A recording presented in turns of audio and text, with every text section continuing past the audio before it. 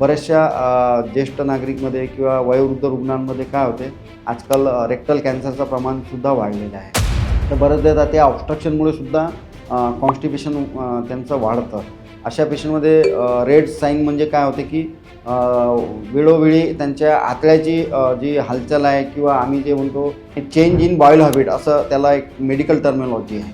जर change in boil habit म्हणजे पहिले रुटीनली त्यांना लॅट्रिन होत होती, पण आता लॅट्रिन होत नाही आहे, अडखळल्यासारखी होते, किंवा पहिले रोज होत होती आता एक दिवस आड होते, असे काही जर अलार्मिंग साईन असले तर त्यांनी लगेच डॉक्टरना कन्सल्ट करायचं. आपल्या मनाने मेडिकेशन घ्यायला पाहिजे नाही, कारण की त्यांच्या कारणानुसार बरीचशी वेगवेगळी औषधं डॉक्टर त्यांचं सगळं हिस्ट्री घेऊन आणि त्यांच्या ज्या कारण असतील, औषधामुळे असेल तर औषधाचा ते बदल करून, किंवा फूडमध्ये काही प्रॉब्लेम असेल तर फूडच्यानुसार, त्यांच्या आतड्याची गती कमी झाली असेल तर त्याच्यानुसार, त्यांना हार्ड मोशन होत असेल तर हार्ड मोशन कशी सॉल्व करायची त्याच्यानुसार त्यांना लक्झेटिव्ह कोणता द्यायचं ते प्रिफर करतात आणि त्यानुसार त्याची ट्रीटमेंट करतात.